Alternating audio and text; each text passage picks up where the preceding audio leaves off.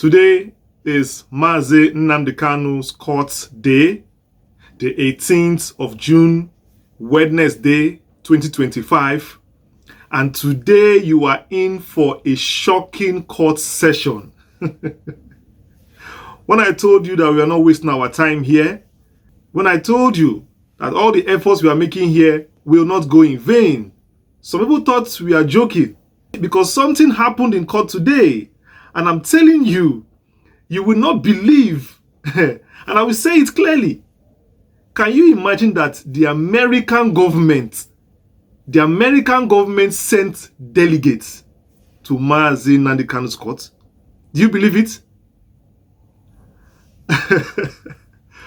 This is a huge victory for the campaign we have been doing on this channel, calling out people we are supposed to call out, because we have been calling out these governments, the UK, the US, and now the US has listened to us and has sent delegates to the court. And let me tell you, those delegates that came to the court made it very difficult for the witnesses, those mass witnesses, to perform. Yes, because you're wearing mask and the whites and the American government are watching you prosecuting Mazi Nnamdi Kanu with masked witnesses. So the masked witnesses were shaking in court. They were shaking in court. Today was a demolition. I will not spend much time talking about the American delegates. I will do that especially in another video. For today, we are focusing on Mazi Nnamdi Kanu's court case and exactly what went on in his trial. Let's start with the entrance of the court. As you can see, the court is ready for him and everything is prepared. Definitely that is the American delegates, well seated, prepared to come and see if those things that they are hearing is actually true, if they are really mass witnesses, or if they are forging evidences. Let us come for ourselves and see, because there is a guy named Chinedu on Direct on the Spot that always say that thing. So let us go and see in this court so that he will not attack us again. Oh, we are here, Chinedu, Direct on the Spot. Chinedu, we are here in the court. Oh, please, oh. He's well. Our voice is global. They are hearing us. Let's get into the nitty-gritty of why we are here. On a lighter note, as you can see, the court took a different dimension today, with the mass witnesses and the prosecution, having had a field day on the last day, felt that today was going to be another day for them. Little did they know what Nnamdi Kanu's lawyers had in hand. And also, little did they know for these little surprises that made it very difficult for them to do what they planned to do. So now, I'm going to walk you through the transcript of exactly what transpired in the court today. And you will be shocked by the twists in between this trial that will leave you spellbound. So as always, I used to say, if you are cooking food, just leave this video and go and finish the food, or bring it down from the stove and watch this video to the end, because you can't skip it. If you are washing clothes, if you're running an errand, anything you're doing, it's time to stop and watch this video to the end. Like this video, share, and if you're new, turn on notification and click on the bell that says all. Let's go. The court session began with both the prosecution and the defense teams introducing themselves. The presiding judge confirmed that the hearing will continue from where the cross-examination stopped during the last sitting, as the masked witness, had not yet completed his testimony. Then the prosecution counsel, which is the federal government lawyers, started the day by asking the masked witness, this question. He asked, "Was Benjamin Madubugu detained in Abuja?" The masked witness replied, "Yes, both Benjamin Madubugu and Mazi Nnamdi Kanu were taken to the DSS together, sir. But Mazi Nnamdi Kanu admitted in front of us that he was the one in the video and he cleared Benjamin of any involvement. Okay? So the prosecution tried to bring another evidence to the judge, as they always do, which you remember. But today, the judge firmly rejected some of the documents, presented by the prosecution. And he was very, very furious, and he didn't like that at all, because they've always been doing it. And I've always said it on this channel, that Omotosho needs to stop admitting all this evidence they bring every week to stall this trial. And I've always told the lawyers to also object these things they do. But thank God that today Omotosho personally said no. He specifically said this: these courts cannot rely on these exhibits. They were obtained unlawfully without allowing the defendant access to a lawyer during the interrogation, as I have told you before. So following that rejection of the documents, by the presiding judge, the prosecution brought another, document now from the NBC, which is the Nigerian Broadcasting Commission. Then the prosecution started asking the witness again these following questions. He asked, "Can you identify this document?" The masked witness answered, "Yes, NBC came over to examine the transmitter at the DSS headquarters, sir, after Mazi Nnamdi Kanu brought in the transmitter, sir." Then the judge now said this to the defense team after they had said that. The judge, Omotosho, now said, "Does the defense team have anything to say with regards this document from the NBC?" The defense now answered, "We have no objection to the NBC report that the prosecution intends to tender to this court, your lordship." Having said that, then the court now admitted the NBC report as an exhibit, to the court to be used as evidence. Then the cross-examination continued. The prosecution, which is the FG lawyer, proceeded to ask again, "What do you have to say about the transmitter?" Then the witness answered, "Based on my physical observation, sir, it is understood that the equipment was intended to be used for broadcasting, sir. Also, before importing a transmitter into Nigeria, you must first obtain approval, but it wasn't approved, sir." The prosecution asked, "Who is the owner of the transmitter?" The witness answered, "I can confirm that the defendant, Mazi Nnamdi Kanu, is the owner of the transmitter, sir. I would like you to go to Vanguard publication of July 3rd, 2023. You will see more details, sir. You will see more details in the news there." The prosecution, the federal government lawyer, asked, "If you see the Vanguard publication, would you recognize it?" The witness answered, "Yes, sir. I will, sir." So the defense counsel objected to this. They said, "Objection, my lord." They objected to the tendering of this newspaper publication. But the judge overruled this objection, and marked the publication of newspaper as exhibits. The judge said, "No, I am going to admit this evidence from the newspaper." Let's go on. Then the federal government lawyers asked again, "What do you think about the attack on the Owerri prison?" And the witness answered, "Mazi Nnamdi Kanu authorized this prison break and attack." The prosecution asked again, "Can you please explain your role as a law enforcement officer?" Then the witness answered, My responsibility, sir, is to gather information and report it to my boss. Some of my responsibility include raiding of camps, and I raided the ESN camp. During one of my raids, sir, I saw human heads, human bodies, sir, and I also saw ESN members eating human bodies.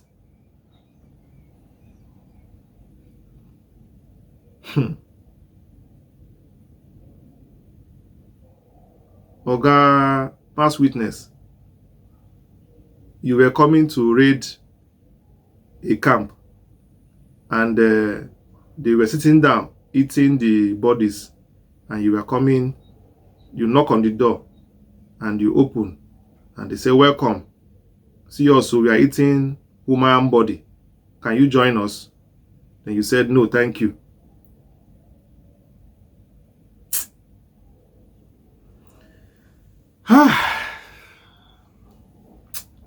All this one you said there, I think it's just to impress those American delegates that came. He want to turn it to emotional blackmail. He want to sound emotional and portray Nnamdi Kanu as a cannibal and destructive to win case. But unfortunately, you don't even know why they are there. They play. Let's go on. The prosecution asked, which is the federal government lawyers, asked him again, were you able to locate Onyarmy? The witness answered, no, sir, we have not found Onyarmy. So note, the prosecution has moved now to read the presumed statements written by Onyarmy in the so-called publication on the newspaper.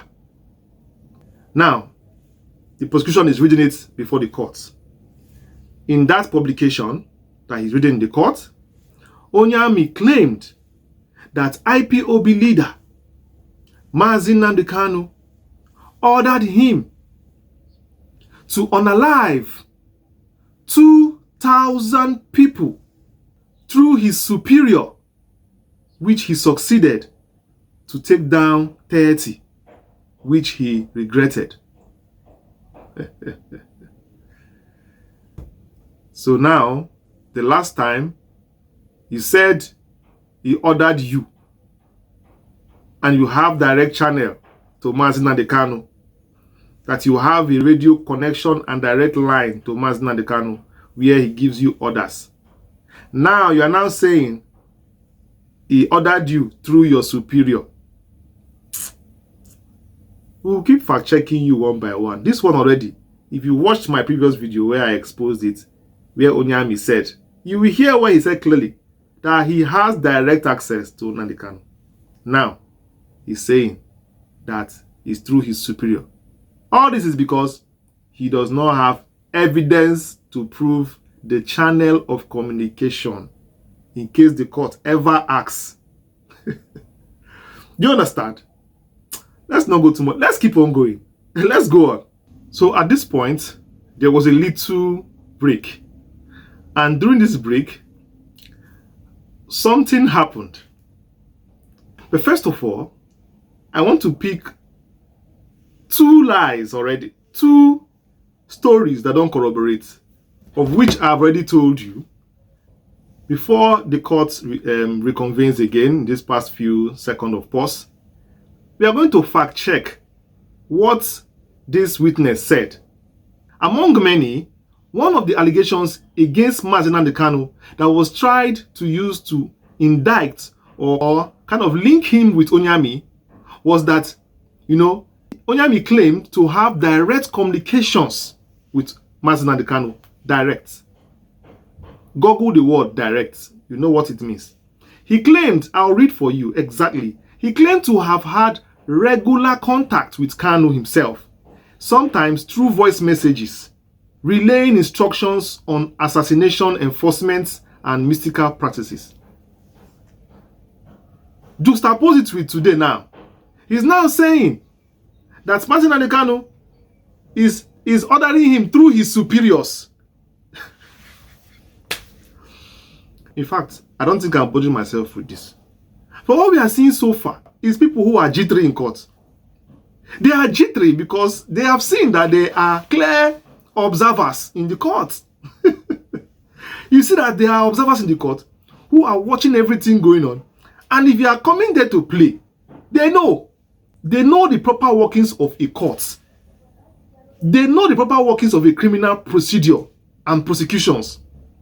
So that's why they are there.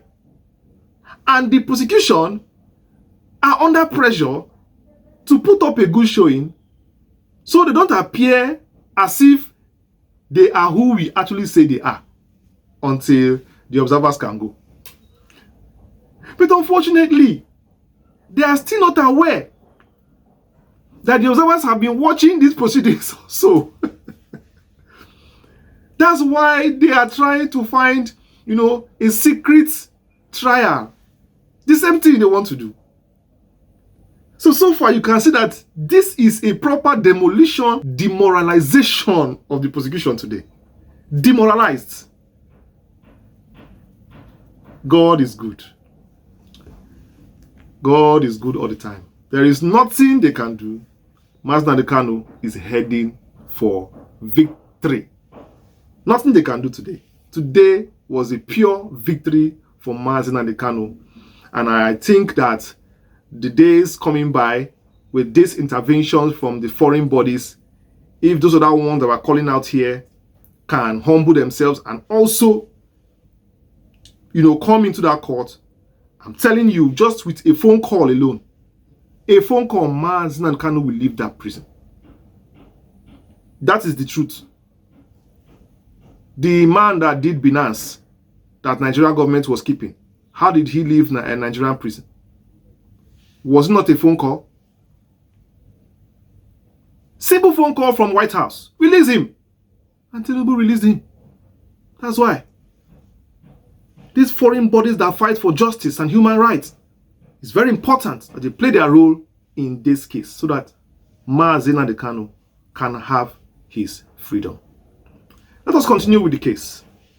The court has reconvened, so let us continue with the case. So the prosecution proceeds to ask the witness, few other questions of which the witness definitely, couldn't answer properly, and there was a little delay again, and the court, the judge, seeing that there were observers in the court and the American delegates were in the court, decided to adjourn the case for tomorrow. And he decided otherwise than proceeding to the case again today, and felt that it would be wiser to adjourn the case for tomorrow, which is 19th, and also next tomorrow, which is 20th. Because as you remember, he promised an accelerated trial. That is exactly what he's trying to give. So this case actually will continue tomorrow. Wow. For those of you watching me around the world, America, Britain, France, Austria, Denmark, Germany, UK, Netherlands, Japan, Korea. In fact, I can't name it all. Ghana, lots of countries, I can't name them all. I really, really appreciate you all for always tuning to my channel every day, every time. Because as you know, we're giving raw truth and raw facts here as usual. Tomorrow is another day. Hopefully, we'll continue dishing out exactly how it is in the court. What I just want to add is this. The federal government knows very well that it is playing games with Nnamdi Kanu. It's very obvious and very shameful that at this point, they don't understand the writing on the wall. Because they are blind, they can't see. Look around the country, everything is falling apart. Wisdom should have told them that it is time to do something differently before it gets too late, before it leads to an uprising or a crisis. Because Nigeria is just a protest away. Just a protest away. It's only God. I don't even know how that country is still standing to today. keeping Nnamdi Kanu in prison till today should be the last thing Nigeria wants. So I'm calling upon those in charge, once again, release Mazi Nnamdi Kanu now.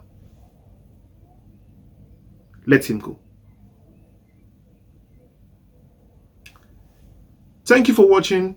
Please like, share, and subscribe to my channel. If it's your first time, please subscribe and turn on notification. Click on the bell that says all. Some people complained that they don't receive notifications. One or two people complain of not receiving notifications. Please check if you are subscribed. If you are subscribed, please check if you clicked on notification, because if you subscribe without turning on notification, you may not receive notifications because it is not on all. So YouTube may decide the one it will send to you or not. But if you subscribe and you see a bell there, turn it on and you go to the one that says all, because 3 will come out like this. And you click on the one that says all, then even if I cough, you will definitely have it in your phone. And also make sure that in your phone, on the app of YouTube, you also go to permissions. And in the permissions of the app of your phone of YouTube, you turn on notifications there. Notifications must be turned on.